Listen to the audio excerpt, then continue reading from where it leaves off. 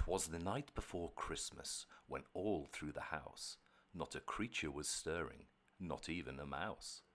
The stockings were hung by the chimney with care, in hopes that St. Nicholas soon would be there. The children were nestled all snug in their beds, while visions of sugar plums danced in their heads. And Mamma in her kerchief, and I in my cap, had just settled our brains for a long winter's nap, when out on the lawn there arose such a clatter, I sprang from the bed to see what was the matter. Away to the window I flew like a flash, tore open the shutters, and threw up the sash. The moon on the breast of the new fallen snow gave the lustre of midday to objects below, when what to my wondering eyes should appear but a miniature sleigh and 8 tiny reindeer. With a little old driver so lively and quick, I knew in a moment it must be Saint Nick. More rapid than eagles his coursers they came, and he whistled and shouted and called them by name.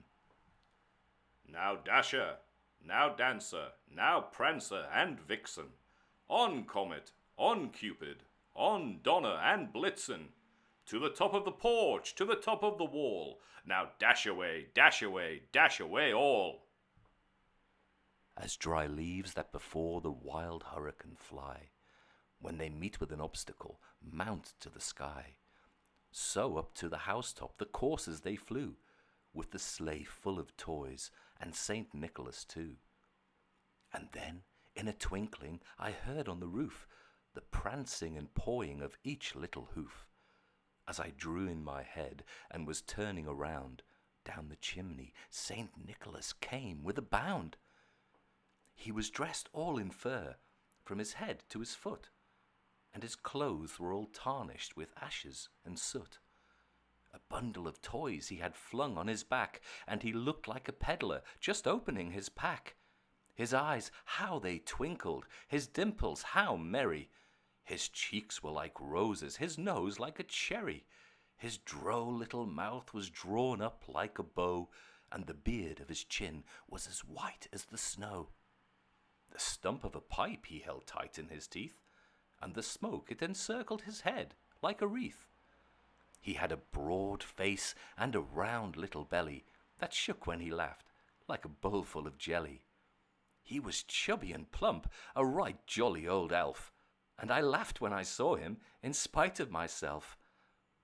A wink of his eye and a twist of his head soon gave me to know I had nothing to dread. He spoke not a word, but went straight to his work, and filled all the stockings, then turned with a jerk, and laying his finger aside of his nose, and giving a nod, up the chimney he rose. He sprang to his sleigh, to his team gave a whistle, and away they all flew like the down of a thistle. But I heard him exclaim, ere he drove out of sight, Happy Christmas to all, and to all a good night.